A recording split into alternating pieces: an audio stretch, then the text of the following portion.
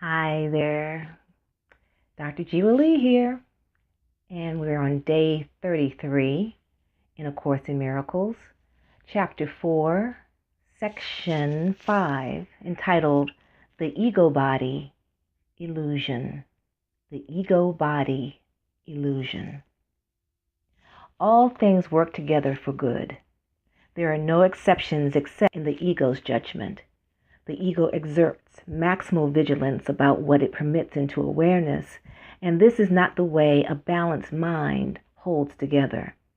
The ego is thrown further off balance because it keeps its primary motivation from your awareness and raises control rather than sanity to predominance.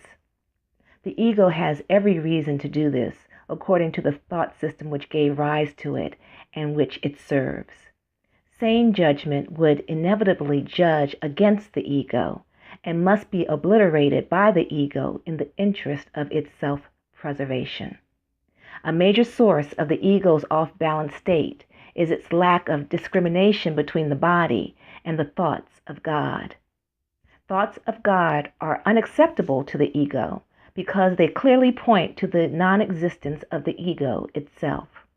The ego, therefore, either distorts them or refuses to accept them. It cannot, however, make them cease to be. It therefore tries to conceal not only unacceptable body impulses, but also the thoughts of God, because both are threatening to it.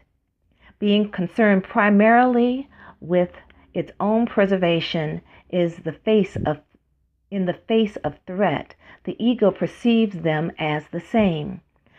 By perceiving them as the same, the ego attempts to save itself from being swept away as it would surely be in the presence of knowledge. Any thought system that confuses God and the body must be insane. Yet this confusion is essential to the ego, which judges only in terms of threat or non-threat to itself. In one sense, the ego's fear of God is at least logical, since the idea of him does dispel the ego. But fear of the body, with which the ego identifies so closely, makes no sense at all. The body is the ego's home by its own election. It is the only identification with which the ego feels safe, since the body's vulnerability is its own best argument that you cannot be of God. This is the belief that the ego sponsors eagerly, yet the ego hates the body because it cannot accept it as good enough to be its home. Here is where the mind becomes actually dazed. Being told by the ego that it is really part of the body and that the body is its protector, the mind is also told that the body cannot protect it.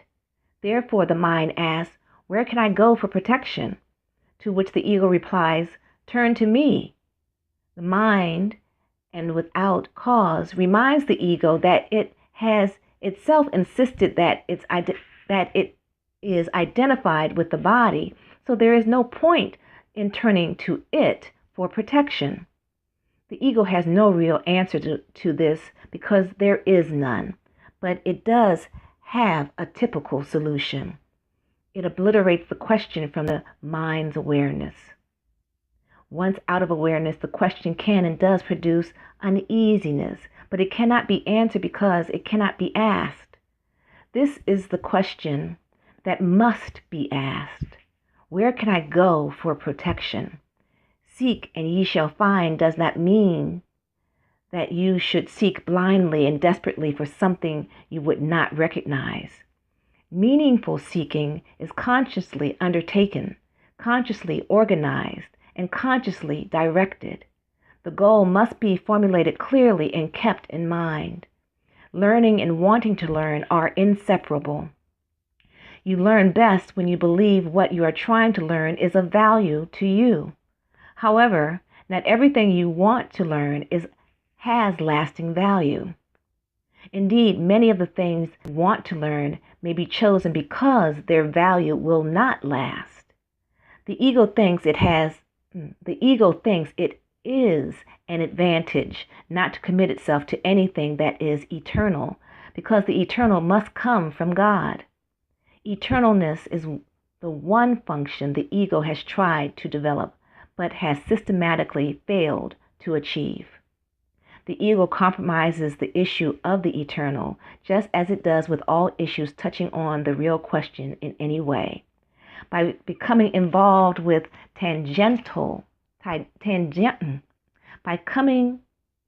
by becoming involved with tangential issues, it hopes to hide the real question and keep it out of mind.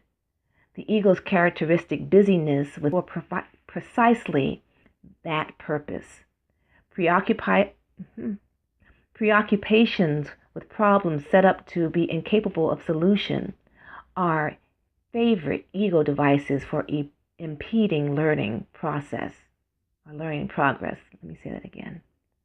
Preoccupations with problems set up to be incapable of solution are favorite ego devices for impeding learning progress.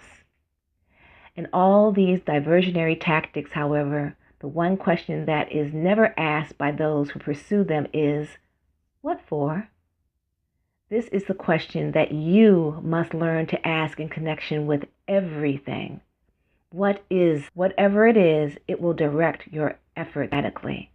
When you make a decision about your future effort, a decision that will remain in effect unless you change your mind. And that is section 5, the ego body illusion, from section 4, the illusion of the ego,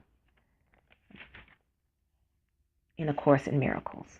My name is Dr. Jewa, and I thank you for joining us in this reading. Have a great day.